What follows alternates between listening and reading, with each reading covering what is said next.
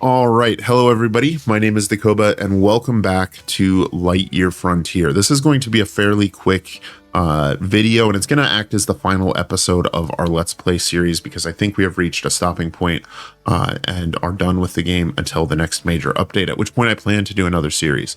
So this is going to be sort of a final thought, a look at some of the late game technologies, and really what the late game looks like, what it feels like, what's good about it, what's bad about it, and what we hope to see next. So once again, I'm Dakoba, and thank you for joining me here for Lightyear Frontier. Now you can see that we've expanded our crop fields a tremendous amount, and we have tons and tons of crops. It turns out we don't need to harvest those because we have sent off our final milestone. If we come in and take a look at that in the resource delivery canyon, you can see that some of these milestones are going to take tens of thousands of crops for us to send off. And so they really got to a sort of extreme point. Unfortunately, I cannot send these through. So I would love to see what happens when we fill the colony status meter for the third time. Unfortunately, we can't do that right now. That will no longer accept crops for us. Now, the final milestone did give us some interesting technologies. It gave us the watering drone station 2, some mods that make our mech a little bit better. It gave us lum twig oil, which is 15 times as efficient as plant oil, as the base oil in the game. And then the Mark V tools, so we can properly upgrade our tools to their maximum level.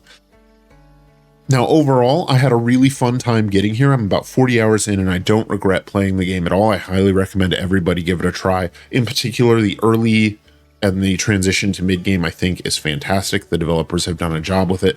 But the late game is where things start to fall apart, and I'm hoping that they can do some major work to clean it up a little bit. And I want to talk about a few of what those grievances are, how they manifest, and how I think they could be improved. The first one that I found is that the game just becomes very grindy, and this may be a product of it still being an early access game and needing more time to develop. But requiring 25,000 polyberries is just a huge amount of work. For context, we have about 6,000 farm plots on this farm. So that's with that large field there, that large field there, this massive field right here, another one over here, and then we had another 1,000 back there that we removed to make our animal pen. So it would take more than 4 full growth cycles to gather the crops we need to send off just that one shipment, and the final milestone I think was 20 shipments. So it was the scale of the game is just huge, and I'm hoping that that gets tuned a little better so there's a better sense of progression with it. But that holds true for almost anything. So one of the things I wanted to do, and I explored, I'll show some footage here, was head out to the island in the middle of the lake down here. It kind of sits out there. It's the only island in the game. It makes you wonder what it's there for, and it turns out there's nothing there. It's just an empty island. But in order to get there, I had to modify my mech with the water ski, so I could ski for upwards of 25 seconds. And even still, I then had to rely on boosters. It wasn't quite enough for me to get out there just with that. Now, the water skiing mechanic is actually pretty cool if it were useful for anything, but this is the only place in the game that you have to cross water to reach, and it turns out there's nothing there. And the problem is that those water skis are a late game component that take a huge amount of resources to craft. It took me about 2 full days to gather the silver and coal that I needed to craft the components to make the necessary skis to cross the water to an island that doesn't have anything on it. And that is pretty characteristic of how the game sort of feels at the end game, is you're putting in an awful lot of effort and you're not really sure why after a certain point. While you're still progressing through the game, it feels like everything feels good, but towards the end of the game, not so much. This is exacerbated by the physics system in the game, and this had a particular moment that sort of brought it to a head when I was traveling with 4 cartloads full of iron and coal to make a bunch of steel to produce a bunch of endgame mods for my factory. I think I was working on the watering drone tower Mark IIs, and you can see I even built the road so that the carts would have an easy time of it, but they were the physics system was too much, and with 4 carts we had this sort of catastrophic crash coming down the hill, spilled the load all over the highway, and the carts, importantly, you can't like pick up the carts and move them. So this cart, I can't reattach to the carts that are up on the road. So this ultimately is something I'm going to have to make multiple trips. Unfortunately, we aren't that far from base, but it's not a fun system that even with the specially designed roads with the rails to prevent this, the physics system still breaks down and causes this huge pain and adds an extra, 15 minutes of work. So I hope that there's some things they can do to clean that up.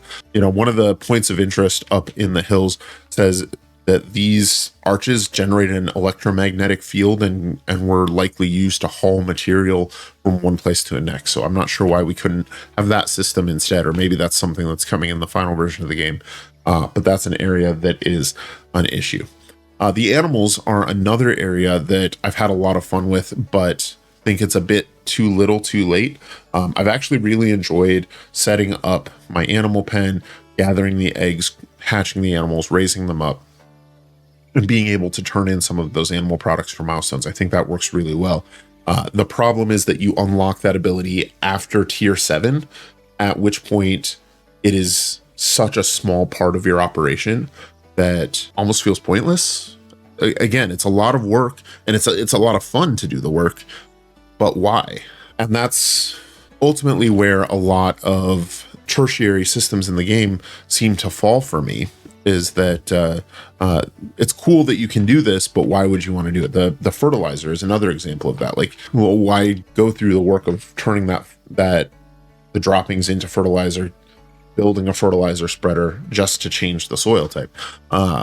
And that's really where it is. It's cool that the system exists, but I'm not sure why the system exists. But overall, like I said, I've had a blast with the game, and it was fun to see how things worked. I think that just the tuning on the end game needs a little bit of work. I really like the crop rotation mechanics. I think that's good.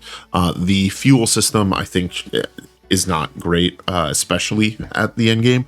That was something that was kind of interesting at the beginning, and then became a little bit of a pain as I transitioned into mid game.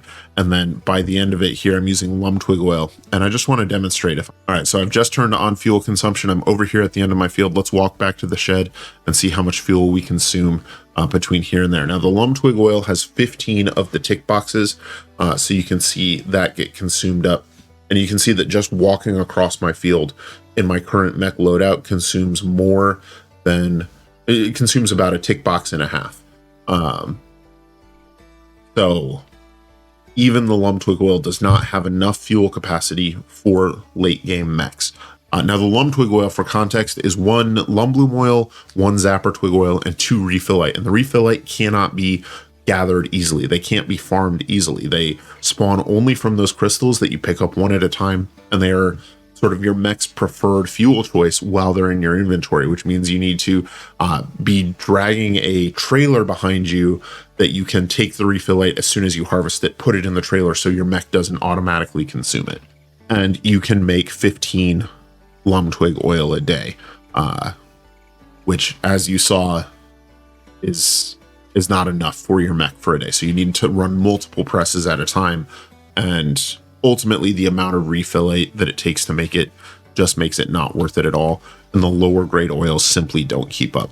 So the fuel system, probably around like milestone 10, I just turned off because it was simply not worth the time. It was the only thing I was thinking about when I considered a task, is like, not just like, where do I have to go? What resource am I trying to do? That's like 80% of the work was in organizing the logistics to keep my mech running. And just for context, I'm not even using a fully loaded mech here. I'm at 214 of 323 power limit. So ultimately I ended up just turning off the fuel system, and that seems to be the best way to go about it for now. But it's a bummer that you have to do that in order to, operate and function at the end game. But yeah, overall, I've had a good time playing the game. I'm planning to do another playthrough with the next major update, as well as maybe do some guides for it, because overall, I think the game has a lot of promise. I really want to see where the developers end up with it. Like I said, this game ended up taking me about 40 hours, and I had a great time doing it. I just wish that the end game was a little bit better tuned. So I'd like to thank you guys, anybody who has stuck with the series or has found this video helpful, for watching. I hope that you have enjoyed it, and I hope that it has made your day a little bit better. Leave a like if it has, and subscribe if you'd like to see more. My name is Dakoba, and I hope you have an epic day. I will see you soon.